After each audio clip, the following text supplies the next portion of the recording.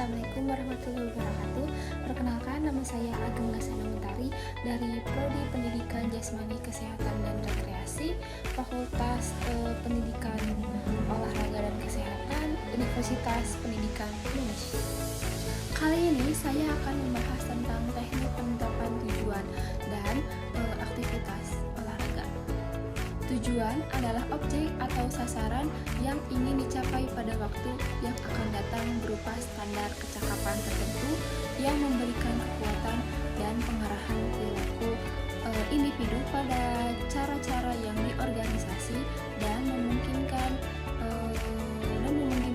melakukan seluruh aktivitas yang dipilihnya pada suatu kurun waktu yang telah ditentukan. Nah, penetapan tujuan adalah suatu teknik atau strategi untuk menetapkan orientasi tujuan belajar atau yang ingin dicapai dan menutur regulasi proses berpikir aktif dalam rangka menguasai suatu keterampilan gerak.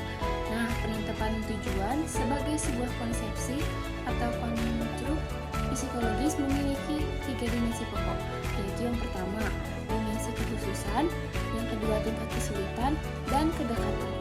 Dimensi kekhususan berkendala dengan penetapan tujuan yang spesifik.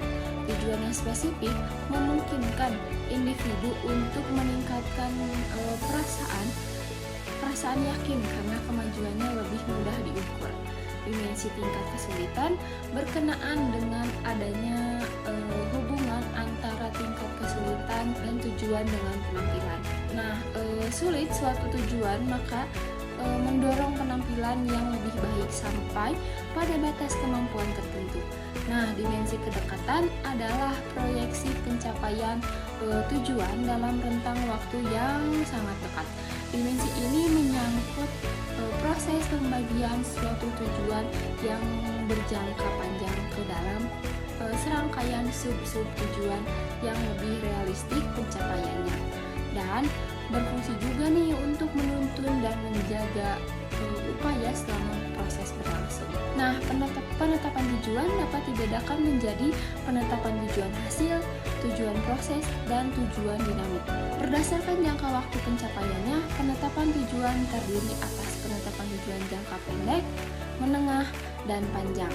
Tujuan hasil merupakan satu jenis penetapan tujuan yang berorientasi pada hasil akhir dan memfokuskan perhatian pada kesempurnaan tugas atau pada pendemonstrasian kompetisi yang tinggi agar mampu melebihi atau mengalahkan orang lain. Tujuan hasil disebut juga tujuan jangka panjang.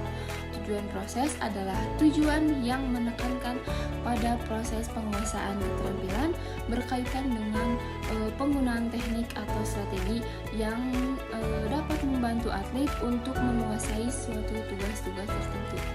Nah, tujuan dinamik adalah teknik menetapkan orientasi tujuan latihan yang memfokuskan pada pemanduan antara tujuan proses dengan tujuan hasil.